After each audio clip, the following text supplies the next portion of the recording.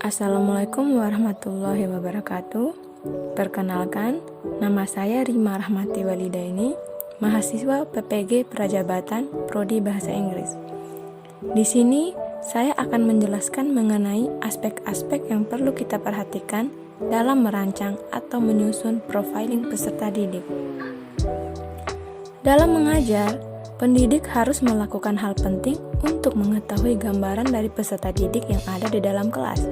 Pendidik sangat dianjurkan untuk membuat profil peserta didiknya agar dapat memahami karakteristiknya sehingga pembelajaran berjalan secara efektif.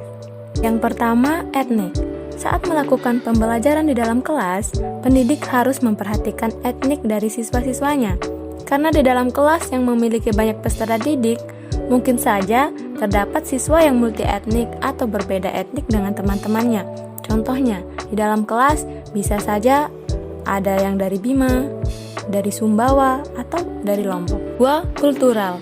Peserta didik berasal dari tempat yang berbeda-beda, sehingga kita harus memperhatikan budayanya. Kita harus mengetahui kebudayaan peserta didik. Seperti yang kita ketahui, budaya yang ada di masyarakat sangatlah beragam. 3. Status sosial. Pendidik di dalam kelas dituntut harus adil dan tidak melakukan diskriminasi di dalam kelas, karena di dalam kelas memiliki status ekonomi yang bervariasi. Perbedaan status sosial hendaknya tidak menjadi kendala dalam proses belajar mengajar. Keempat adalah minat.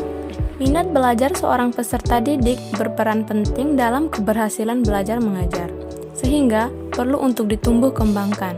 Akan tetapi, dalam satu kelas, peserta didik memiliki minat yang berbeda-beda, sehingga pendidik dituntut untuk melakukan pembelajaran yang berdiferensiasi. Yang kelima, perkembangan kognitif. Tingkat perkembangan kognitif peserta didik akan mempengaruhi pendidik dalam memilih metode, media, atau jenis evaluasi. Ketika kita mengajar anak SD, tentu akan berbeda dengan mengajar anak SMA. Yang keenam, kemampuan awal. Masing-masing peserta didik di dalam kelas memiliki kemampuan awal. Kemampuan awal adalah kemampuan yang lebih rendah dari kemampuan yang akan dipelajari. Cara untuk mengetahui kemampuan awal peserta didik dapat dilakukan melalui teknik tes, yaitu diagnostik test atau pretest. Kemampuan menjawab tes awal dapat dijadikan dasar untuk menetapkan materi pembelajaran yang akan dipelajari. Selanjutnya, gaya belajar.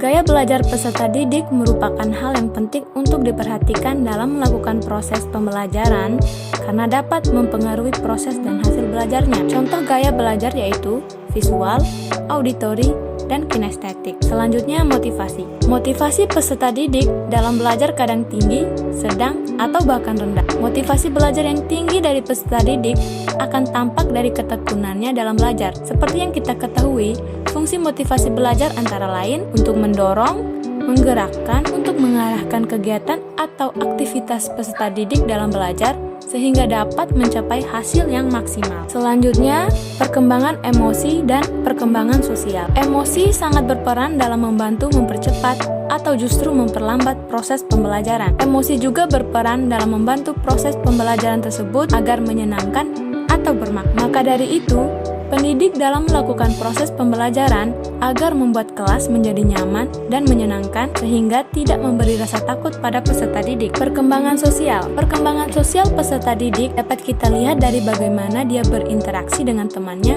atau masyarakat di lingkungannya. Selanjutnya, perkembangan moral. Dalam kehidupan bermasyarakat, termasuk masyarakat di lingkungan sekolah, pasti mengenal moralitas. Bahkan, moralitas ini dijadikan sumber atau acuan untuk menilai suatu tindakan atau perilaku. Moralitas adalah nilai yang berhubungan dengan baik dan buruk, pantas atau tidak pantas, wajar atau tidak wajar. Yang terakhir adalah perkembangan motorik. Perkembangan motorik anak terbagi menjadi dua, motorik kasar dan motorik halus. Motorik kasar merupakan gerakan tubuh yang menggunakan otot-otot besar atau sebagian besar atau seluruh anggota tubuh yang dipengaruhi oleh kematangan anak itu sendiri. Motorik halus merupakan gerakan yang menggunakan otot halus atau sebagian anggota tubuh tertentu yang dipengaruhi oleh kesempatan untuk belajar dan berlatih. Sekian presentasi dari saya. Assalamualaikum warahmatullahi wabarakatuh.